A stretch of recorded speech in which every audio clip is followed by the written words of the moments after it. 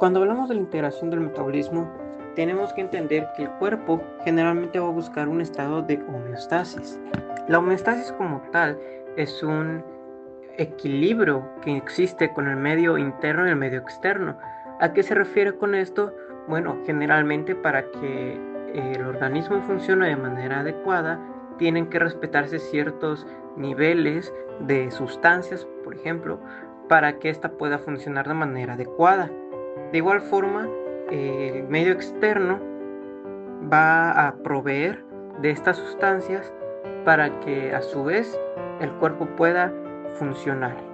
Ahora bien, cuando entramos a lo que vienen siendo los niveles de integración al metabolismo, podemos encontrar las divisiones por distintos métodos similares a las divisiones histológicas para el estudio de del metabolismo en general. En este caso, el primer nivel serían las vías metabólicas aisladas, que como tal son un conjunto de reacciones con una función específica o varias funciones específicas, como podría ser el ciclo de Krebs, ya que este como tal es una vía metabólica aislada que se puede observar en las mitocondrias, por ejemplo. Ahora bien, luego se estudia los organelos celulares. Los organelos celulares son similares a los órganos de un individuo completo, sin embargo, pues de las células, ¿no? Básicamente son los espacios especializados dentro de las células que se encargan de cierto conjunto de vías metabólicas o de funciones que van a dar lo que viene siendo la sustentabilidad a una célula. Luego sigue el nivel celular o la célula, que pues vendría siendo este conjunto de organelos que formarán el nivel más básico de un ser vivo, que como bien sabrán, existe lo que vienen siendo los organismos unicelulares, que son seres compuestos de una sola célula. Y por último vendría siendo el individuo completo, que ya vendría siendo el conjunto de los distintos tipos de célula en el caso de los organismos pluricelulares, es decir, que consta de más de una sola célula, y pues todas las funciones que ésta pueda abarcar gracias a esta variedad de células que conforman su organismo. Luego tenemos los principios generales que regulan las vías metabólicas, en los cuales vamos a encontrar lo que son, por ejemplo, los complejos multienzimáticos. Estos constan de varias enzimas que se van a encargar de llevar a cabo pues un proceso metabólico complejo. Por ejemplo, la descarboxilación del piruvato tiene un complejo de tres muy importantes enzimas que se juntan para crear este complejo enzimático del piruvato deshidrogenasa. Luego tenemos el alosterismo y la cuestión dentro de lo que viene siendo el equilibrio, pues la función y la cantidad de las cosas que van a terminar regulando lo que viene siendo, pues, las reacciones que vayamos haciendo. Por ejemplo, la cantidad de células pancreáticas pueden regular una reacción inhibiéndola o pues induciéndola dependiendo de qué es lo que se necesite. Compartimentalización celular. En el caso de la compartimentalización celular, vamos a tener que la célula va a tener en su interior a los organelos. Estos organelos van a estar cubiertos por membranas, así como la propia célula tiene una bicapa fosfolipídica que la va a rodear. En su interior, cada organelo va a tener su propia membrana. Entonces, el hecho de que éstas estén en su propia membrana va a crear los compartimentos. Estos compartimentos lo que van a permitir es que haya una interacción o una regulación de lo que son los iones y las moléculas que se encuentran en su interior.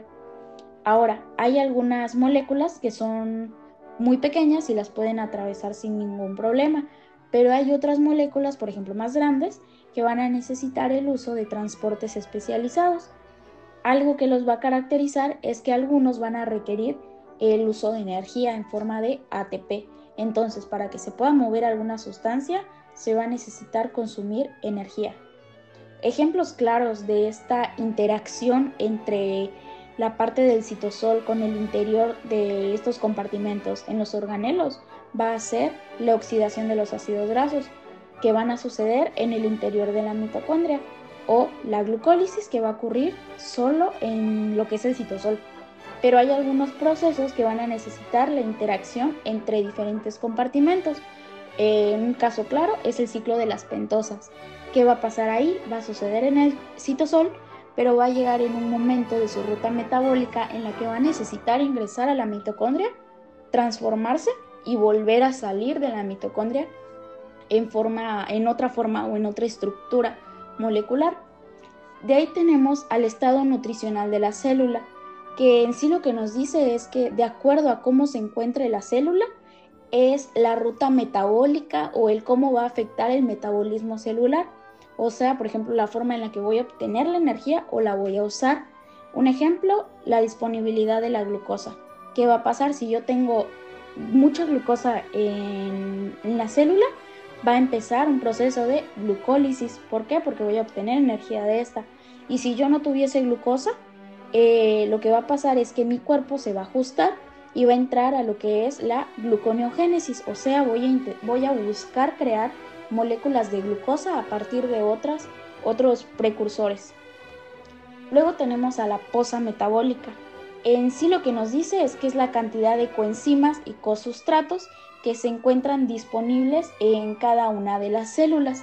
Las células tienen reservas pequeñas de coenzimas y cosustratos, o sea, no estamos hablando de moléculas de ATP, de NAD, de NADH, la NADP y las coenzimas que van a estar en bajas concentraciones dentro de la célula, porque a pesar de que nosotros generamos mucha cantidad de ATP al día, hasta 40 kilogramos, su concentración dentro de la célula va a ir variando durante el día.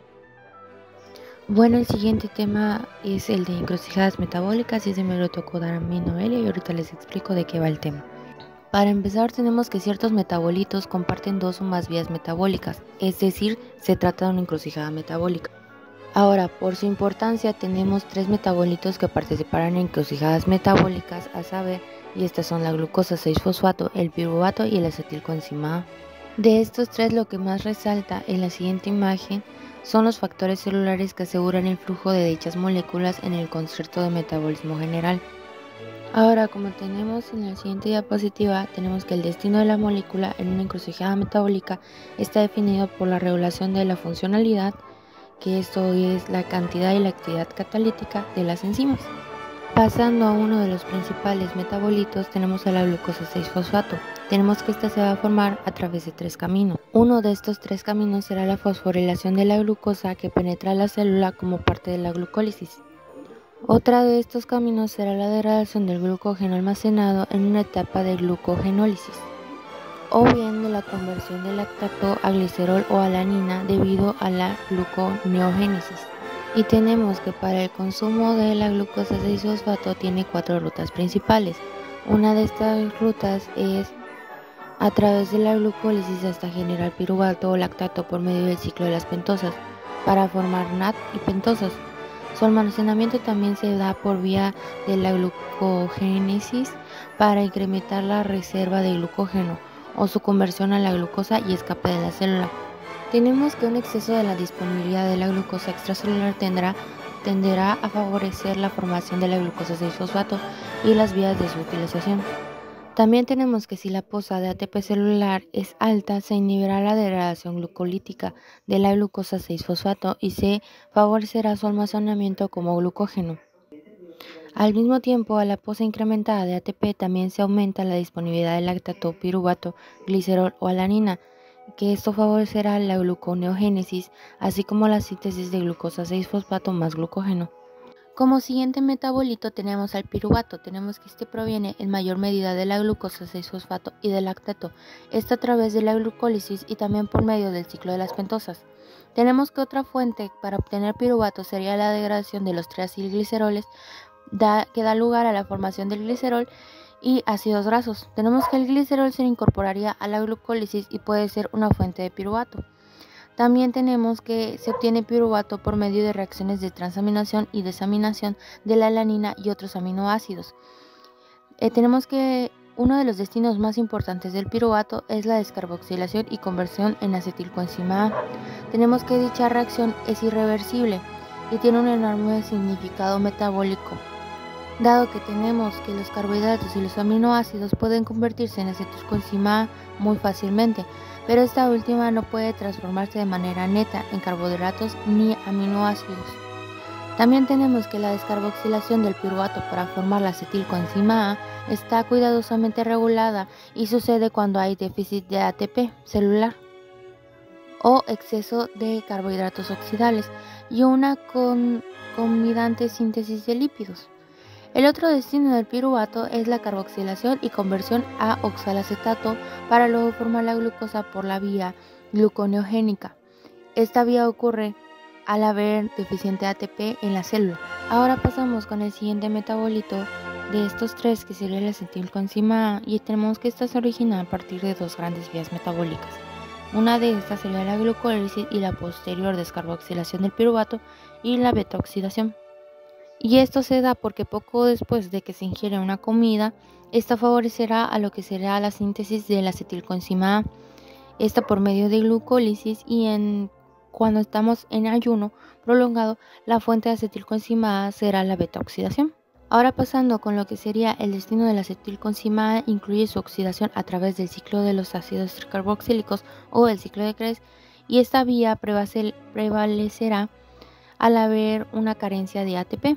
Y por el contrario, cuando estos niveles de ATP en las células sean altos, el acetilcoenzima A podrá tener otros destinos metabólicos, dando como resultado la síntesis de ácidos grasos o de cuerpos cetónicos, y a su vez dando por último el resultado del colesterol. Pasando al siguiente tema, tenemos la especialización metabólica de los tejidos. Estos tejidos serán a través de lo que es el hígado, el cerebro, el intestino, el músculo y el tejido adiposo, que se explicarán a continuación. Vemos que la adaptación metabólica tiene entre sus ventajas que contribuye a la mejor adaptación del individuo a su medio, y entre otras de estas ventajas tenemos que dispone de células especializadas en degradar alimentos, almacenar lípidos, dar soporte, convertir la energía química en movimiento, en la comunicación entre células, entre otras. Ahora vamos a pasar a hablar de lo que es el hígado. Tenemos que los nutrimentos ya hidrolizados y absorbidos en el intestino pasan por el hígado antes de alcanzar la circulación general, excepto los lípidos.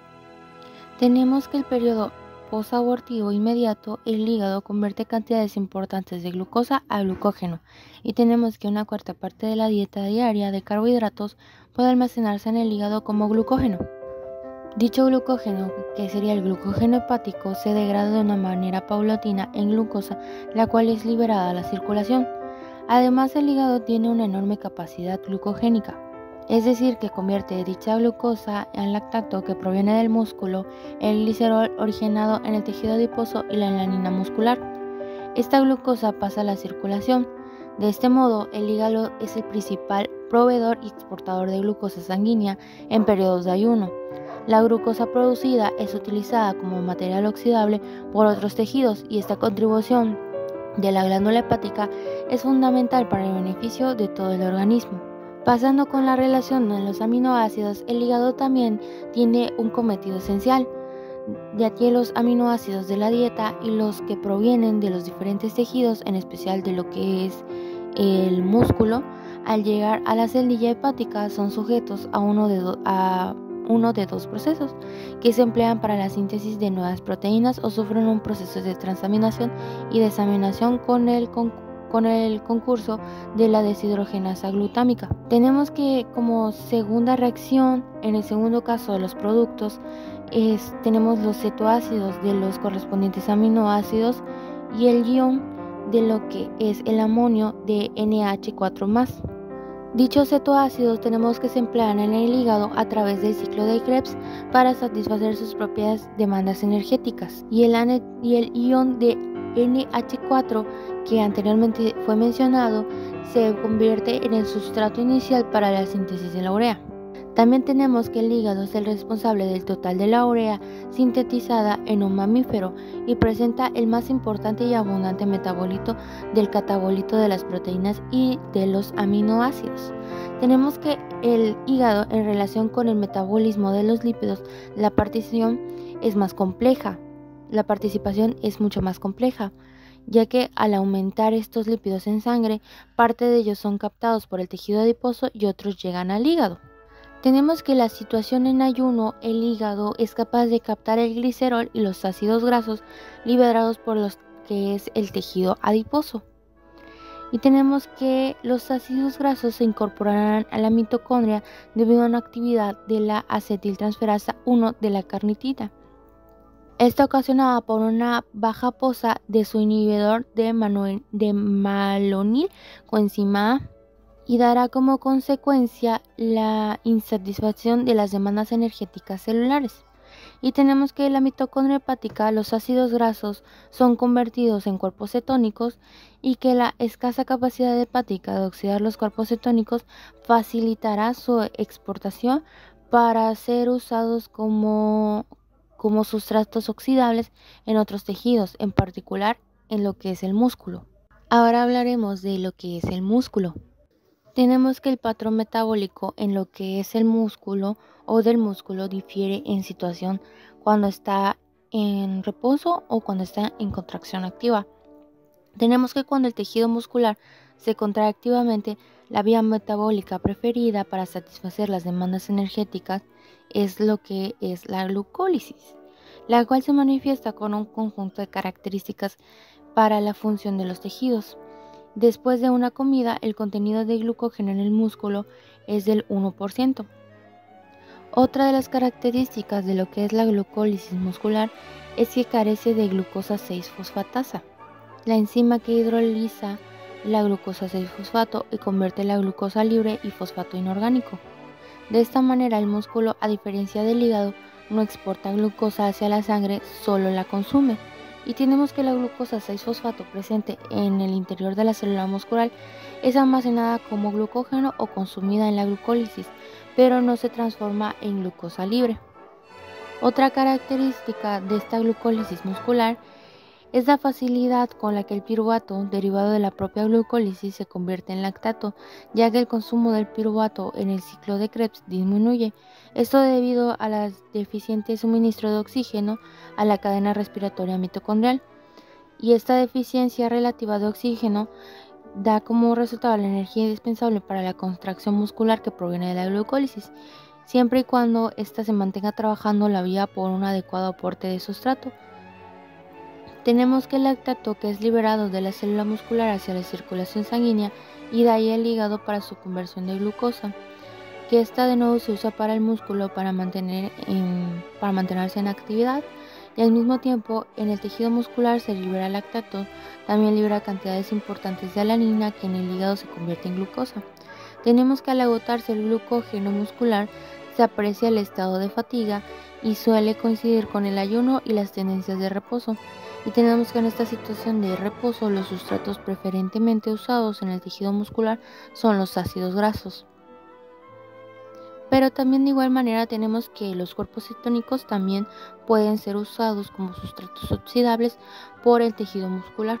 Y tenemos que los cuerpos cetónicos son consumidos de manera preferente en comparación de la glucosa, pero eso se da sobre todo en el músculo cardíaco. Y tenemos que el tejido muscular libera lactato y alanina que el tejido hepático convierte en glucosa. Yo soy Manuel May. Hoy les hablaré sobre el tejido adiposo, su metabolismo y su relación con la regulación hormonal.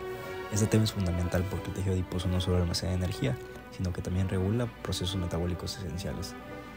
Tenemos que saber que un varón de 70 kilogramos tiene entre 10 y 15 kilogramos de tejido adiposo, compuesto principalmente por triacilglicéridos. Esta cantidad equivale a un almacén de energía de entre 90.000 y 135.000 kilocalorías. El tejido adiposo es un importante depósito de combustible metabólico que el organismo va a usar cuando necesite energía. Este tejido adiposo no sintetiza los ácidos grasos que incorpora en los triacilglicéridos.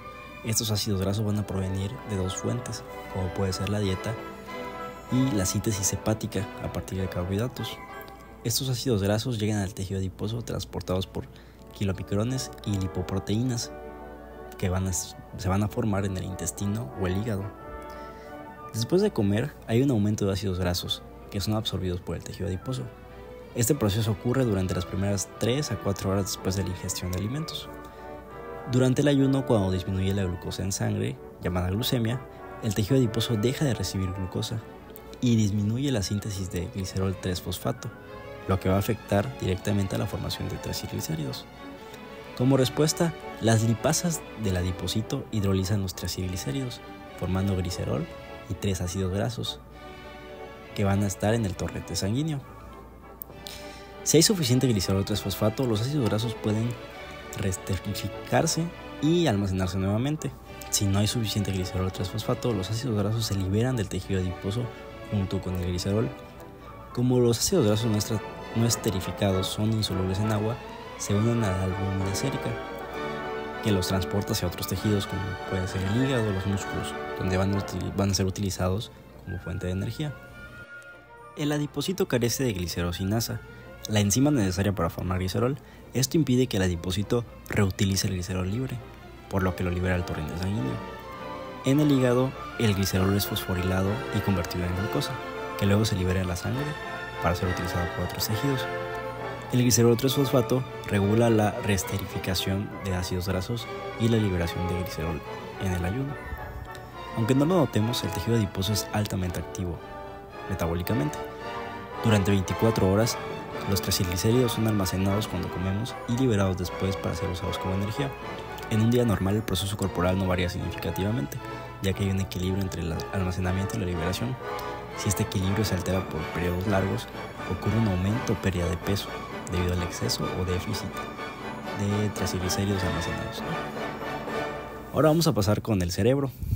El cerebro pesa alrededor de 1.5 kilogramos en un individuo de 70 kilogramos. En 24 horas el cerebro consume aproximadamente 120 gramos de glucosa, equivalentes a 480 kilocalorías. Dado que casi no se almacena glucosa como glucógeno, depende de la glucosa sanguínea para su energía. En ayuno prolongado o diabetes mal controlada, el hígado produce cuerpos cetónicos, los cuales el cerebro puede usar como fuente de energía parcial. Hay una estrecha relación metabólica entre los tejidos hepático, muscular y adiposo. El hígado tiene una función de servicio, ya que transforma y redistribuye metabolitos para otros tejidos. El cerebro, aunque consume gran cantidad de glucosa, no contribuye directamente con sustratos energéticos. Sin embargo, su función es esencial para la organización e integración metabólica del organismo. Ahora vamos con el tema de regulación hormonal. Tenemos que saber que el sistema endocrino regula la actividad metabólica del cuerpo mediante hormonas. Estas hormonas son sintetizadas por glándulas, viajan en la sangre y modifican funciones en tejidos distantes. Tenemos como ejemplo la leptina, que se produce en el tejido adiposo y actúa en el sistema nervioso central para regular el metabolismo. Hablando de la clasificación de las hormonas, esta se va a dividir en dos grupos. El primero, esteroides, calcitriol, retinoides y iodotironinas.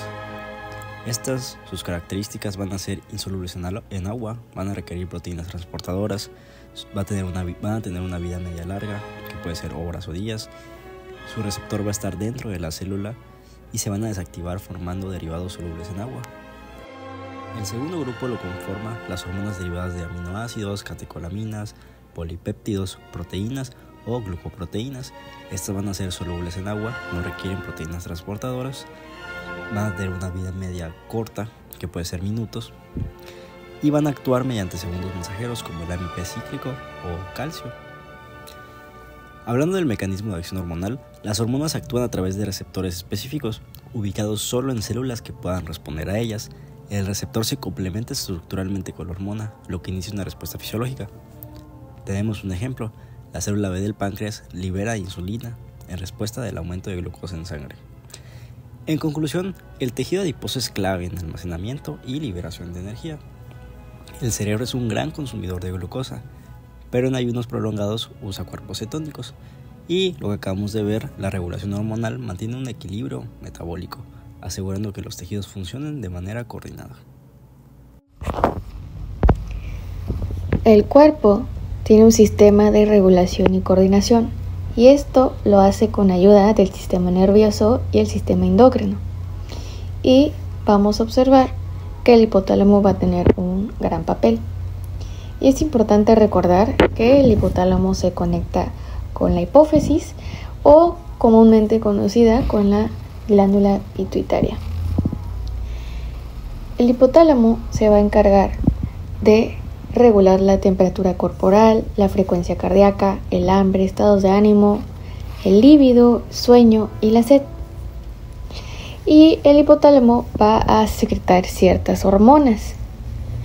Pero también hay hormonas que no son controladas por el hipotálamo, como lo es la paratormona, que es la hormona paratiroidea, que esta lo que hace es regular el calcio y el fósforo en sangre. También tenemos la calcitonina, que regula el calcio y esta hormona es secretada por la tiroides. La insulina regula la glucosa en sangre y esta es secretada por el páncreas. También tenemos el glucagón, a diferencia de la insulina, esta va a aumentar los niveles de glucosa y también es secretada por el páncreas. Tenemos la adrenalina o epinefrina, que básicamente es una hormona y también funciona como un neurotransmisor porque aumenta lo que es la frecuencia cardíaca, contrae los vasos, dilata las vías respiratorias y se libera naturalmente en situaciones de estrés, miedo, excitación. Y bueno, esta hormona va a ser secretada por las glándulas suprarrenales. También tenemos por último la noradrenalina o norepinefrina, que igual es una hormona y también funciona como neurotransmisor. Aumenta presión arterial y frecuencia cardíaca y también es secretada por las glándulas suprarrenales. Y pues bueno, el hipotálamo va a recibir dos tipos principales de información: el canal nervioso y el canal metabólico. Conforme al canal nervioso, este va a recibir estímulos externos, sea visuales, olfativos, térmicos, psicológicos y sensoriales. Y bueno, nos mencionan también los factores liberados, que regulan la producción de otras hormonas y son sintetizados en el hipotálamo y viajan hacia la hipófisis a través de la sangre. Y pues bueno, son compuestos químicos que modulan la regulación de hormonas hipofisiarias. Ahora, hay algo muy importante. En cuestión a los factores liberados, depende de la concentración de hormonas si hay liberación. Al haber poca hormona, se produce una liberación, pero si hay demasiada hormona, se produce una inhibición. También tenemos el canal metabólico, que recibe estímulos internos, como la concentración de hormonas, el pH, la temperatura, la hidratación y el nivel de sal. Y pues bueno, tenemos los factores liberados: el liberador de corticotropina, hormona fólico-estimulante, de crecimiento, luteinizante, prolactina, tirotrópica, estimulante de melanocitos. Y pues bueno, las hormonas afectadas son las corticotropina, folículo estimulante, somatotropina, luteotropina, prolactina, tirotropina y la melanotropina. Y pues bueno, también existen otras hormonas mucho menos relacionadas con el hipotálamo, como es la insulina, las catecolaminas, que las catecolaminas entre lo que es la adrenalina, norepinefrina, glucagón, cortisol y hormonas tiroideas. Ok, la insulina se libera en el páncreas por ciertos estímulos, como es la presencia de bastante glucosa en sangre, la presencia de aminoácidos, de fármacos, también la estimulación del sistema parasimpático y después de la dieta o la ingesta de comida. Nos va a mencionar el libro que la insulina en el tejido muscular o en el hepático va a favorecer lo que es la síntesis de glucógeno. En el tejido adiposo, la insulina va a estimular lo que es la síntesis de lípidos en el tejido adiposo. Y en el hígado aumenta la producción de glucosinasa, que la glucosinasa es esta enzima necesaria que convierte la glucosa en glucosa 6-fosfato.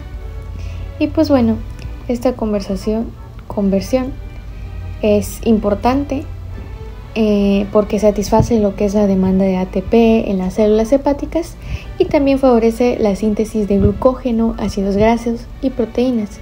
además de estimular la síntesis de proteínas. La insulina reduce la formación de urea. Las catecolaminas, como mencionamos, que funcionan como neurotransmisores, que sería la adrenalina y la noradrenalina. Y pues bueno, estas son secretadas por las glándulas suprarrenales a través de terminaciones nerviosas. Y pues bueno, estas aparecen en situaciones de emergencia, como puede ser una competencia física intensa, deporte, disminución crítica de la glucosa y estrés. Y su mecanismo de acción es mediante dos canales: el AMP cíclico, que es el adenosín monofosfato cíclico, y el calcio. Estos transmiten las señales dentro de las células y desencadenan respuestas fisiológicas. El glucagón se forma en células alfa del páncreas que se liberan al disminuir la glucemia. Principalmente van a actuar en el hígado. Estos en el tejido adiposo van a actuar de forma especial y en menor proporción. Las células del tejido adiposo van a activar la lipasa y estimular la lipólisis, como hacer una liberación inmediata del glicerol y de ácidos grasos. El hígado igual inhibe lo que es la glucólisis y tiene una inhibición hepática, que esta va a producir piruvato y va a tener una actividad de acetilcoenzima A carboxilasa. Este se va a asociar igual a una inhibición de la síntesis de ácidos grasos. El cortisol es un esteroide que se libera a través de la corteza suprarrenal de las glándulas suprarrenales. Estos van a hacer una respuesta debido a una situación de estrés y van a promover lo que es una síntesis específica de las proteínas a nivel nucleocelular. En el corazón y en el cerebro inhiben lo que es una utilización de tejidos periféricos, como una obtención de hiperglucemia, y aumenta lo que es una disponibilidad de la glucosa. En el músculo, como en el tejido adiposo y el tejido linfático, van a inhibir lo que es una utilización de glucosa, glucólisis y una síntesis de proteínas, así como también una estimulación de lipólisis, y degradan lo que son las proteínas, que serían como los ácidos nucleicos. Las hormonas tiroideas van a estimular lo que es la producción de somatotropina. Estos van a ser indispensables más para la formación y el crecimiento normales de los tejidos. Vamos a encontrar lo que son las hormonas T3 y T4, por lo que va a haber un aumento de la absorción intestinal de la glucosa y la utilización de esta misma de forma circulante. En esto se va a encontrar una hiperglucemia inicial y exagerando un consumo posterior del carbohidrato, con el apoyo de la curva de tolerancia de la glucosa.